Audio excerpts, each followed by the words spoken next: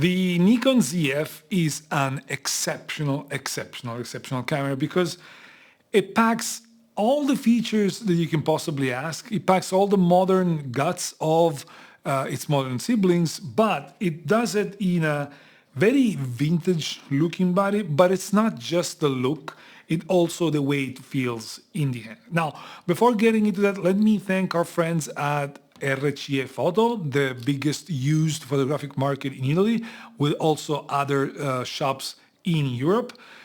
They sent me this camera to review, and this video is possible thanks to them. This camera is pretty much brand new, and it's like it was new. So go check their site out. They have lots of cameras, lots of lenses, lots of equipment that may come in handy for your needs. That being said, this camera surprised me because it's got modern guts, make no mistakes about it, but it's got this vintage look that a lot of people are going after nowadays. But on top of that, it's got this vintage feel in the end, because some of the vintage looking cameras don't feel vintage in the ends because they're mostly lightweight.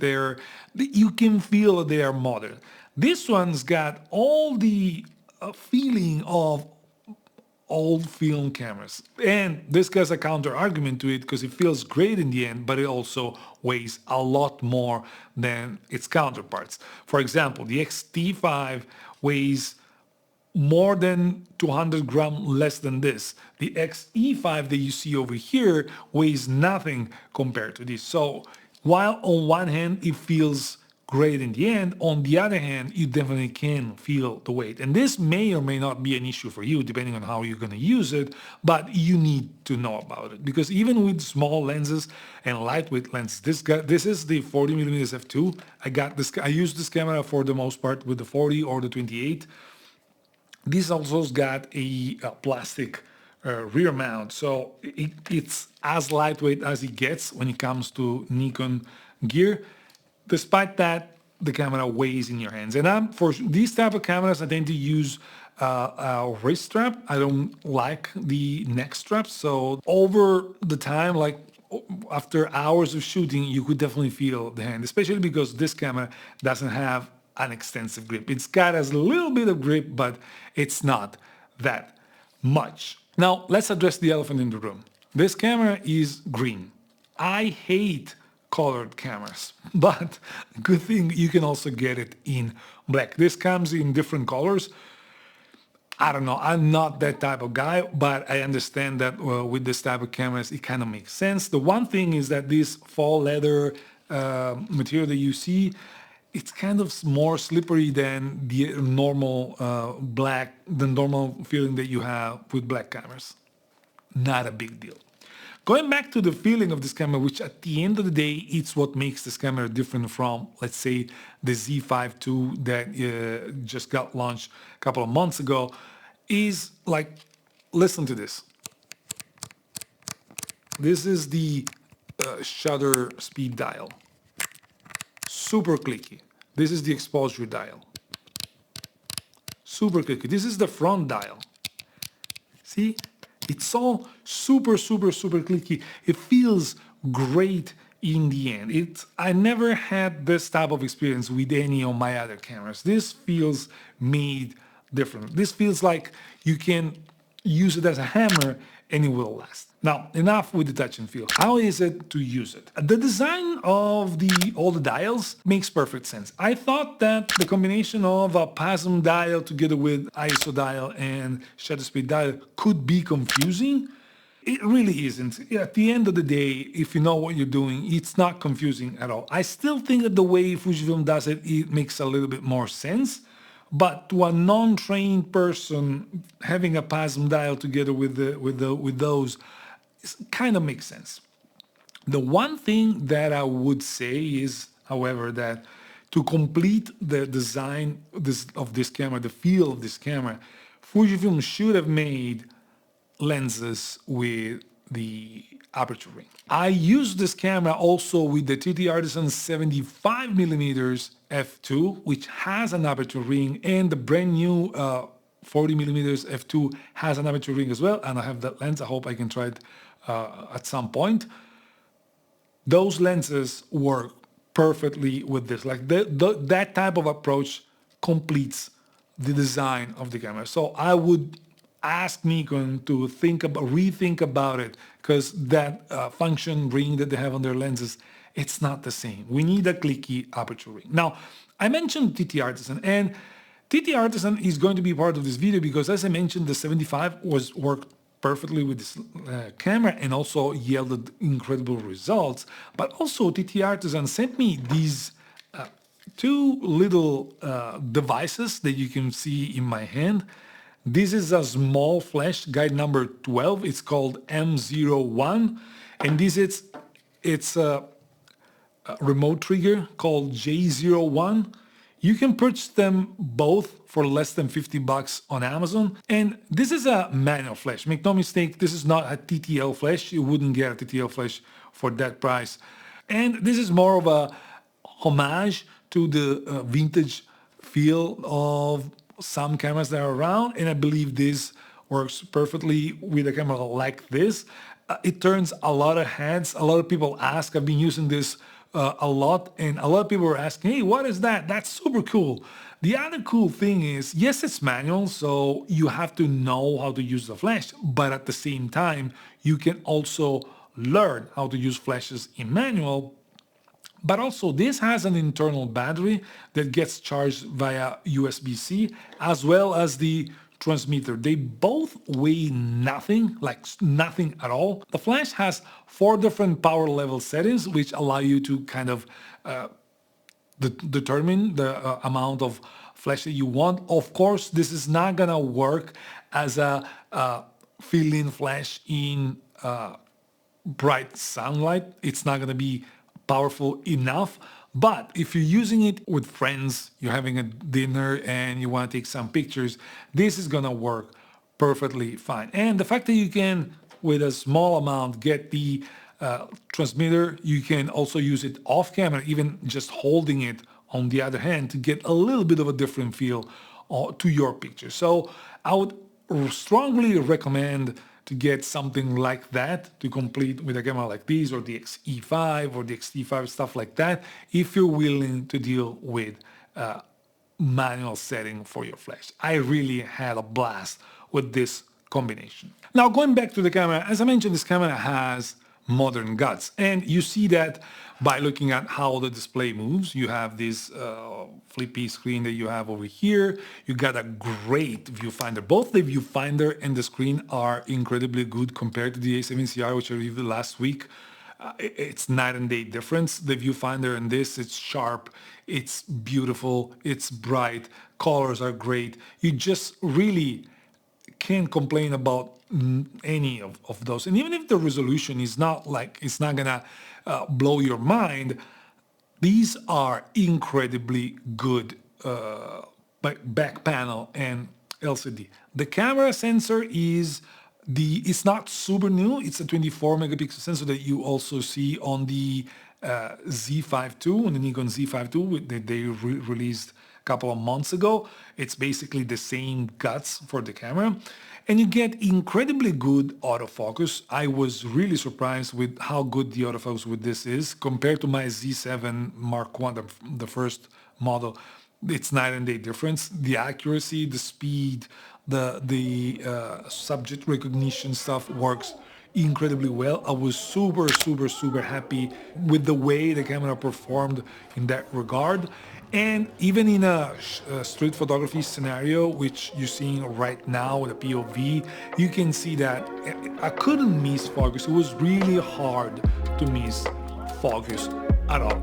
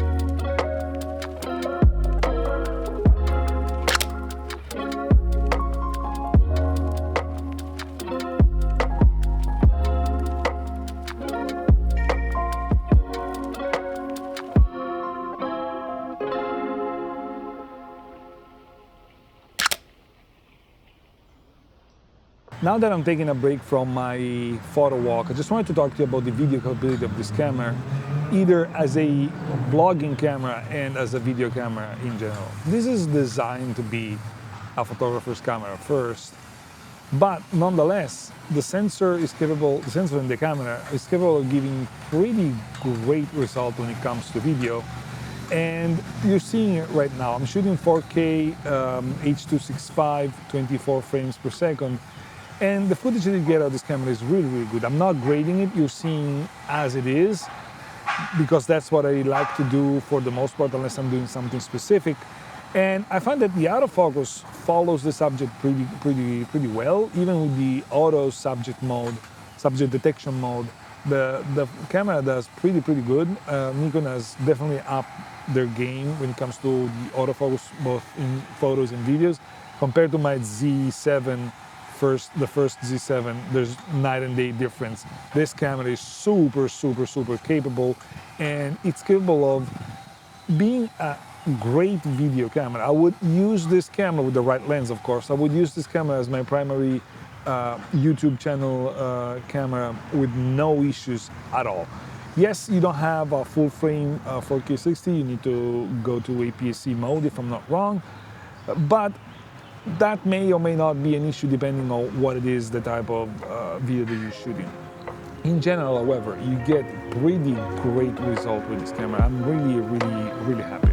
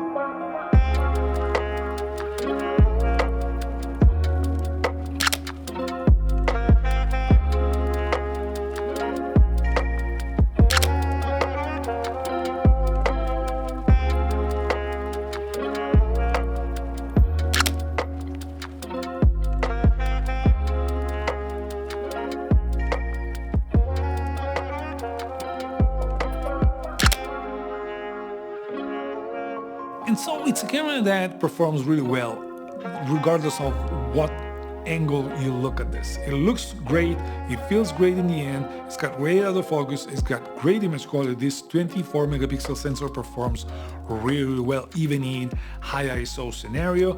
It's got great depth to it.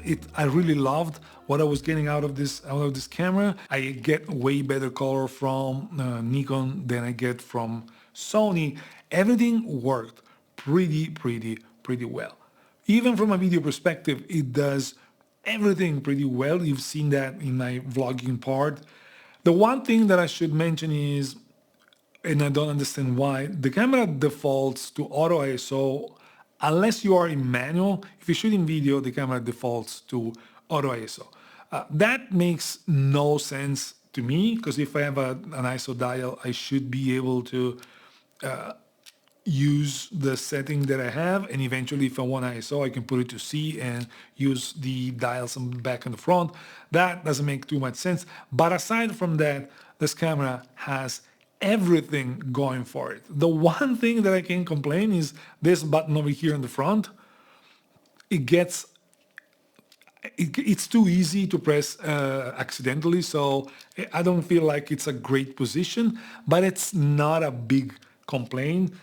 I would say that if you're looking for a vintage style full frame camera, there's really nothing that can compete with this when it comes to price and quality you get, because you get the Leica M's, you get the Sony A7CR, but it's not as vintage and it's not as sexy as this camera is.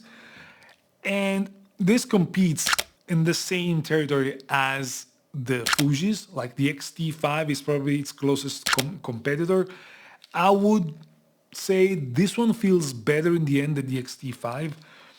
I believe part of it is because of the weight. Like the weight gives you the feeling that the camera is super sturdy.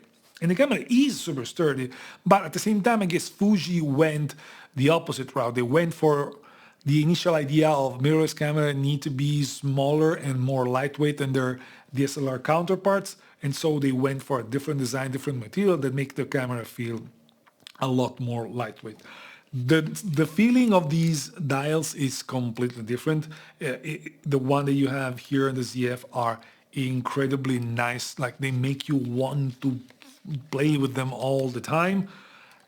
I still think they should have put an aperture ring, but aside from that, the experience of having this camera was super fun. It was so fun that I'm thinking about getting one. Now, in order for me to get one, I will have to sell a lot of stuff, and recently I made a lot of purchases, so I need to streamline my camera gear.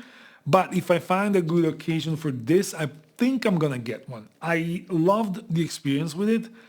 I would still use my Fujifilm cameras anyways. It's not that if I get this, it's gonna replace my Fujifilm cameras, but it's a nice camera to use. I don't know how to say that. It's a really nice camera to use that basically has no flaws.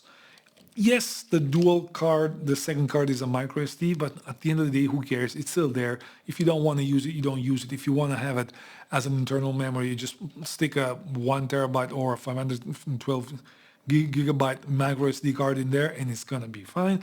The one thing that would make it probably perfect was gonna be 4K 60 non-cropped. With this one, you don't have this option. You can get to the 4K 60, but with a crop.